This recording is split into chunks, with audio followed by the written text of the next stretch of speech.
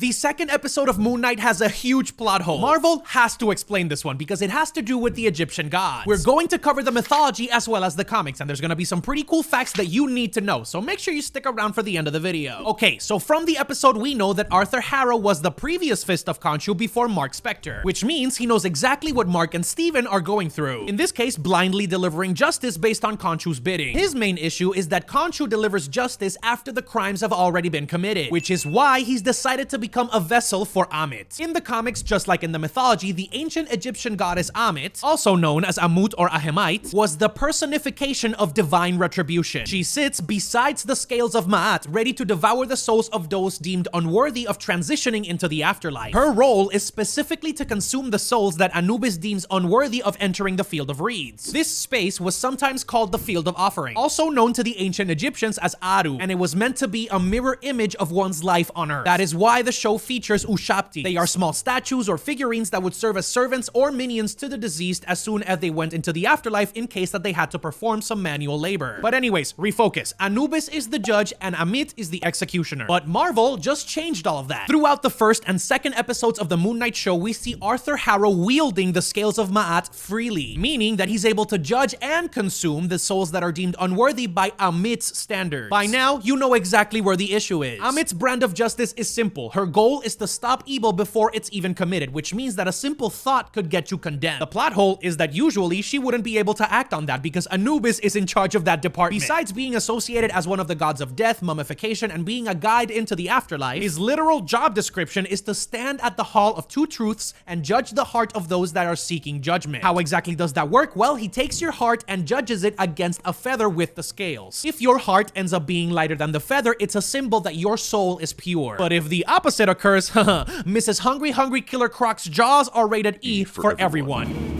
So familia, pay attention because at this point there are three separate options. Anubis is banished just like Khonshu without a true vessel that can help him perform his duties on Earth. Numero dos, he's trapped in an Ushabti just like Ammit. However, Arthur is still able to summon Ammit's power through her crocodile staff, so that one is a little bit less probable. As a matter of fact, yo estoy loco. Does this mean you can get Anubis a sickle? Never mind. Okay, so yeah, Anubis is either banished or trapped. Pero mi hermano, finally at number 3, which is even worse, is the fact that Arthur has the power of both Ammit and Anubis. Whichever one it is, we need an explanation ASAP because I understand, Steven, we should all be very afraid. Now that you have a solid idea of where Moon Knight's Egyptian god storyline is heading, make sure to like this video, share it with your friend, and drop that subscribe button with the notification bell on because I'm covering all of the other episodes right here on this channel.